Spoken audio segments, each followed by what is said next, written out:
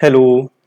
आज की क्लास में आप सबका स्वागत है। आज हम स्टडी करेंगे एंजाइना पेक्टोरिस के बारे में, जो आजकल बहुत ही कॉमन है।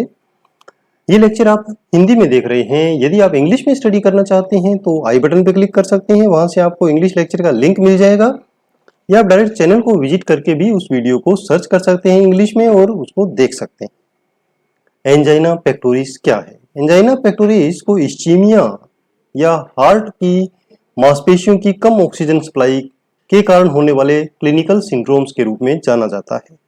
यह आमतौर पर इंक्रीज्ड एक्टिविटी से जुड़ा हुआ होता है और जब हृदय की ऑक्सीजन सप्लाई पहले से ही कम होती है, सीएडी या अन्य ऑब्स्ट्रक्शंस के कारण। कॉजेटिव फैक्टर्स क्या होते हैं एंजाइना पेक्टोरिस के? तो एंजाइना पेक्टोरिस का मुख्य जो रिस्क फैक्टर है वो है कोरोनरी आर्टरी एथेरोस्क्लेरोसिस। और कोरोनरी आर्टरी एथेरोस्क्लेरोसिस के बारे में अगर आप जानना चाहते हैं तो प्रीवियस लेक्चर देख सकते हैं, उसमें डिटेल में समझाया गया है एथेरोस्क्लेरोसिस के बारे में।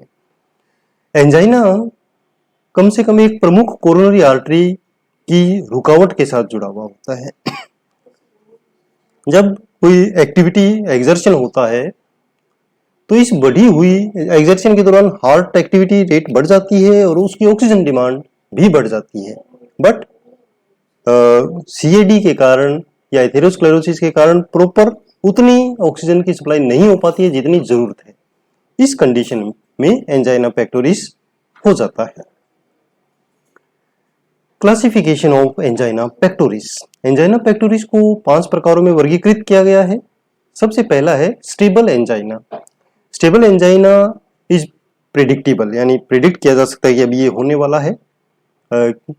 रोगी को लगातार इस कंडीशन में दर्द होता है जो एक्सर्शन पे होता है, और यदि आराम किया जाए या नाइट्रोग्लिसरीन दे दी जाए तो रोगी को दर्द कम हो जाता है।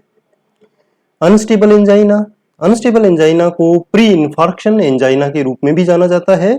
इस प्रकार के एंजाइना में जो एपिसोड्स होते हैं उनकी फ्रीक्वेंसी बढ़ जाती है और सीवियरिटी भी इंक्रीज हो जाती है, ज्यादा तेज दर्द होता है और आराम करने या नाइट्रोग्लिसरीन से भी उसमें राहत नहीं मिलती है। तीसरा प्रकार है रिफ्रैक्टरी एंजाइना। इस प्रकार के एंजाइना में सीने में बहुत तेज दर्द होता है। इसे इंट्रैक्टेबल एंजाइना के रूप में भी जाना जाता है। Variant angina. इस प्रकार के एंजाइना में रोगी को आराम करते समय भी दर्द होता है और ईसीजी में रिवर्सिबल टी सेगमेंट एलिवेशन होती है। इसे प्रिंज मेटल एंजाइना के रूप में भी जानते हैं। Silent angina. साइलेंट एंजाइना जैसे नाम से क्लियर है, साइलेंट होता है, यानी पता नहीं चलता रोगी को, पेन नहीं होता। बट यदि कोई ईसीजी करवाई जा रही है किसी भी कारण से, स्पेशली स्ट्रेस या ट्रेडमिल ईसीजी, तो उसमें चेंजेस मिलते हैं तो पता लग जाता है कि इनको एंजाइना है। तो उस कंडीशन को हम साइलेंट एंजाइना कहेंगे। Clinical manifestations. Angina pectoris chest pain कर सकता है, इंडाइजेशन हो सकता है, मतलब खाना नहीं पचता है, रेस्पिरेटरी डिस्ट्रेस होती है, हैवी सेंसेशन होता है अपर चेस्ट में कि भारीपन है, सीवियर एप्रीहेंशन, बहुत ज्यादा ऐसे एंजाइटी टाइप होती है, और इम्पेंडिंग डेथ, यानी ऐसे फील होता है कि बस अब मरने वाला है इंसान, उसको फील होता है रोगी को। एंजाइना का जो दर्द है वो एक स्पेसिफिक है और अक्सर स्टर्नम के पीछे डीप चेस्ट में पेन फील होता है और यह रेडिएट होता है, यानी गर्दन की तरफ, फिर जबड़े में, फिर शोल्डर पे, और जो अपनी आर्म है उसके इनर एस्पेक्ट में ये पेन फील होता है। रोगी को अक्सर छाती में जकड़न, घुटन और गला घुटने जैसी यानी भारीपन लगता है, सांस में आने में दिक्कत होती है। एंजाइना के दर्द के साथ डायफोरेसिस हो सकता है। डायफोरेसिस मतलब पसीना आता है, चक्कर आ सकते हैं, वोमिटिंग या उल्टी भी, मतली और उल्टी यानी नोजिया एंड वोमिटिंग हो सकती है।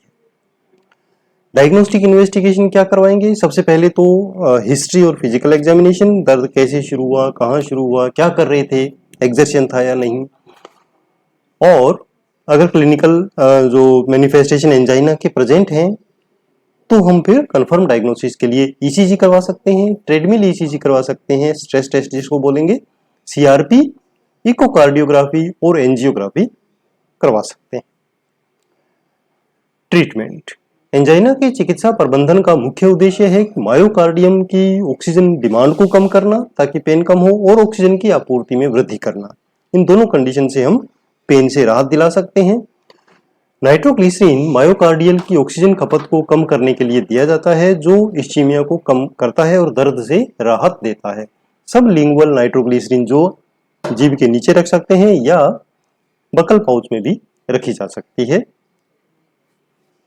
बीटा ब्लॉकर्स जैसे मेटाप्रोलोल, एटिनोलोल हृदय में बीटा एड्रीनर्जिक सिंपैथेटिक स्टिमुलेशन को कम करके मायोकार्डियल ऑक्सीजन की खपत को कम करने में हेल्प कर सकते हैं। कैल्शियम चैनल ब्लॉकर्स कोरोनरी धमनी की जो स्मूथ जो मसल्स हैं उनको रिलैक्स करके पतला करके मायोकार्डियल ऑक्सीजन सप्लाई को बढ़ा सकते हैं। एंजाइना के लिए सबसे अधिक उपयोग में लिया जाने वाले कैल्शियम चैनल ब्लॉकर्स हैं एमोलोडिपिन एंड डिल्टियाजेम। ब्लड का थक्का जमने से रोकने और एमआई के जोखिम को कम करने के लिए ब्लड थिनर्स दिए जा सकते हैं जैसे एस्प्रिन और क्लोपिडोग्रिल। ऑक्सीजन थेरेपी भी सीने में दर्द की शुरुआत के टाइम ही दे सकते हैं ताकि ऑक्सीजन सप्लाई बढ़ाई जा सके। ऑक्सीजन इनहेलेशन मायोकार्डियम में ऑक्सीजन सप्लाई को बढ़ाता है और दर्द को कम करने में हेल्प करता है। नर्सिंग मैनेजमेंट क्या करेंगे? सबसे पहले प्रॉपर हिस्ट्री लेंगे, फिजिकल एग्जामिनेशन करेंगे, प्रॉपर असेसमेंट के बाद नर्सिंग केयर प्लान तैयार करेंगे। असेसमेंट के दौरान सीएडी के जो रिस्क फैक्टर्स हैं उनको भी आइडेंटिफाई किया जाता है। जब रोगी एंजाइना को फील करता है, पेन को फील करता है, तो रोगी की इस्चेमिक मायोकार्डियल जो मसल्स हैं उनको उनकी ऑक्सीजन डिमांड को कम करने के लिए गतिविधियों को रोक दिया जाता है। रोगी को बेड पर फाउलर्स पोजीशन में बैठने या आराम करने के लिए निर्देशित किया जाता है, हेल्प की जाती है रोगी को। इसी दौरान कंटिन्यू असेसमेंट जारी रहता है, सारे वाइटल साइंस को चेक रिकॉर्ड किया जाता है, मॉनिटर किया जाता है और उन्हें नर्सेज रिकॉर्ड में रिकॉर्ड करते हैं। रोगी की प्रगति, उपचार के प्रति रेस्पॉन्स, उसका आंकलन किया जाता है और रोगी को फिजिकल एंड मेंटल सपोर्ट प्रदान की जाती है। नाइट्रोग्लिसरीन को निर्धारित रूप से जो प्रेस्क्राइब किया गया है उसको दिया जाता है, जैसे कि सबलिंगुअल या अंडर द बकल कैविटी, और जो भी उसका रेस्पॉन्स हुआ है वो रिकॉर्ड किया जाता है। आवश्यकता अनुसार दर्द बना रहता है तो नाइट्रोग्लिसरीन को 3 बार दोहराया जा सकता है, बट हर बार देने से पहले ब्लड प्रेशर, हार्ट रेट और ईसीजी को चेक किया जाता है। यदि रोगी की रेस्पिरेटरी रेट बढ़ रही है या ऑक्सीजन का जो लेवल है वो कम आ रहा है तो ऑक्सीजन थेरेपी भी शुरू की जा सकती है डॉक्टर के आदेश अनुसार। एंजाइना के मरीजों को अक्सर परिवार के भीतर और समाज में अपनी भूमिका खोने का डर होता है। उन्हें यह भी डर हो सकता है कि ये पेन उसकी जान ले लेगा, एमआई हो सकता है।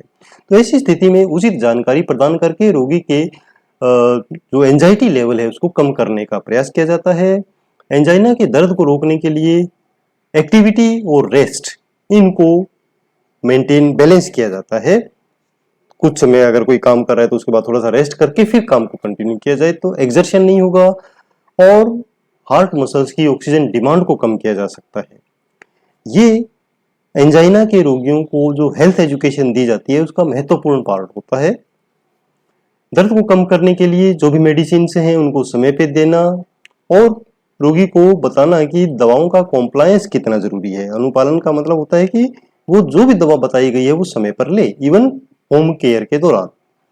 डिस्चार्ज प्लानिंग के दौरान होम केयर, ड्रग शेड्यूल का पालन करना, डाइट मैनेजमेंट और आवश्यकता अनुसार फॉलोअप के लिए आने के लिए स्वास्थ्य शिक्षा प्रदान की जाती है।